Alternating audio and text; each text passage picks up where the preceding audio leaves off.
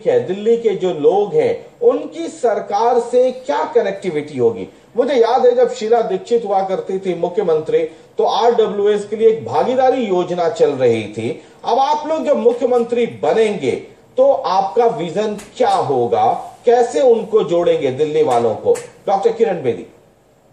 हर NGO जुड़ेगा सरकार के साथ, आरडब्ल्यूए हैं, एनजीओ हैं, एक्सपर्ट्स हैं, आप उनको जगह मिलेगी एनजीओ को, क्योंकि मैं एनजीओ 26 साल की रही हूं, मुझे मालूम है ये इनके पास क्या काबिलियत होती है। और लेकिन जो सरकार का जो पैसा मिलेगा उसका एक एक पैसे का हिसाब लिया जाएगा, ऑडिटिंग होगी, और अगर उसमें कोई बेईमानी हुई तो रजिस्ट्रेशन कैंसिल।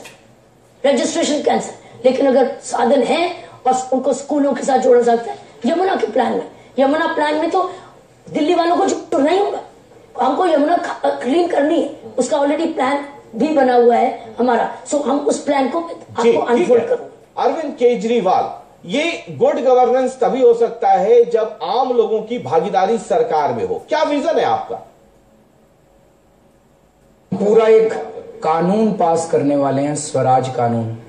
स्वराज कानून का मतलब है कि दिल्ली में सारे निर्णय तो जनता से पूछ के नहीं लिए जा सकते, सरकार को खुद भी निर्णय लेने होंगे, लेकिन कई निर्णय सीधे जो आपकी कॉलोनी से रिलेटेड है, आपके इलाके में अगर सरकार को पैसा खर्च करना है तो आपसे पूछेंगे कि भाई आप बताओ, हमारे पास 1 करोड़ रुपया है, पहले पार्क ठीक करें या पहले सड़क ठीक करें, पहले पानी ठीक करें या पहले वहां पे बिजली ठीक करें। आपसे पूछेंगे, आप जो बताओगे पैसा वहीं खर्च किया जाएगा।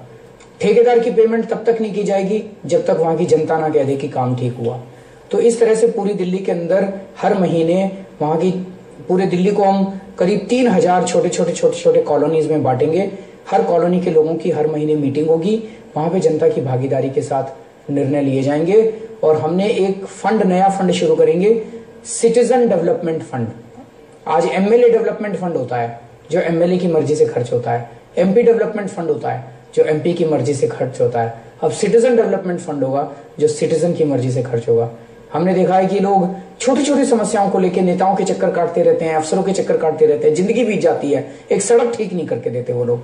अब आपको किसी के चक्कर काटने की जरूरत नहीं है। अगले महीने आप अपने इलाके की मीटिंग में जाइए, वहां पे आप अपनी बात रखिए, काम होगा। और अगर वहां का जेई काम नहीं करेगा, जेई को सस्पेंड कर देंगे। ये शीला दीक्षित के बिना समय गवाए सीधा आना चाहेंगे अरविंद केजरीवाल आपके पास। यूथ पॉलिसी जरा बताइए, क्या विजन है, क्या नजरिया है, क्या योजना है? यूथ के लिए हम लोगों ने बहुत इलेबोरेट प्लान बनाया है। एक तो शिक्षा में आज दिल्ली में 12वीं क्लास पास करके कोई बच्चा एडमिशन लेने की कोशिश करता है, उसके 95% नंबर भी आ जाएं तब भी उसको एडमिशन नहीं मिलता। क्यों नहीं मिलता?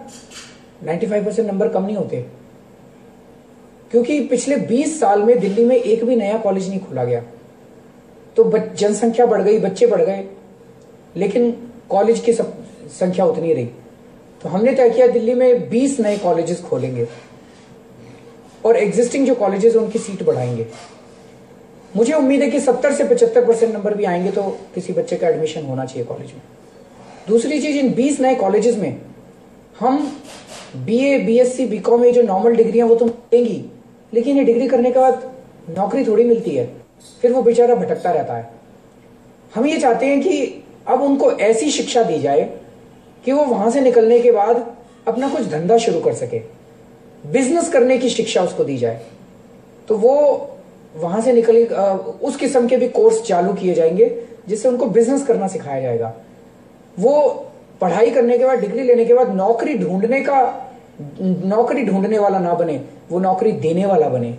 He should not be a job seeker, he should be a job provider। उसके बाद हमने देखा है कि सरकारी कॉलेजेस में भी फीस आजकल काफी ज्यादा हो गई है। जैसे मेरे जमाने में, मैं आईटी में पढ़ा हूं, 32 रुपए महीने की ट्यूशन फीस हुआ करती थी। मैं आईटी खड़गपुर में पढ़ा था। अब मेरी बेटी गई है आईटी दिल्ली में, 50,000 रुपए एक सेमेस्टर के लगते हैं। एक गरीब आदमी तो 1 लाख रुपए साल के नहीं दे सकता। तो हमने तय किया है कि 12वीं क्लास के बाद बच्चों को अपने पैरों पे खड़ा करेंगे। जो बच्चे अपनी फीस नहीं दे सकते उनको एजुकेशनल लोन देंगे। आज अगर आप बैंक से एजुकेशनल लोन लेने के लिए जाओ तो बैंक कहता है गारंटी दो, जमीन गिरवी रखो, मकान गिरवी रखो।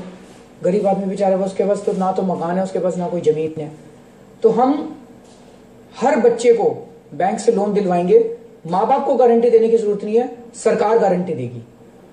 आप सीधे बैंक से लोन लीजिए, आप फॉर्म भरिए, आपसे कोई प्रश्न नहीं पूछा जाएगा, बैंक से सीधी आपकी फीस कॉलेज को चली जाएगी। पढ़ाई लिखाई पूरी होने के बाद जब आपकी नौकरी लगेगी, आप सरकार को पैसे वापस कर दीजिए। अगर आप पैसे वापस नहीं कर सकते बैंक को, नौकरी नहीं लगती, तो सरकार बैंक को पैसे वापस करेगी। आपसे सरकार बाद में लेती रहेगी पैसे, लेकिन बैंक को टाइम होने पर सरकार पैसे वापस करेगी। आपको चिंता करने की जरूरत नहीं है, आपके माँ बाप को चिंता करने की जरूरत नहीं है, सरकार आपको पढ़ाएगी।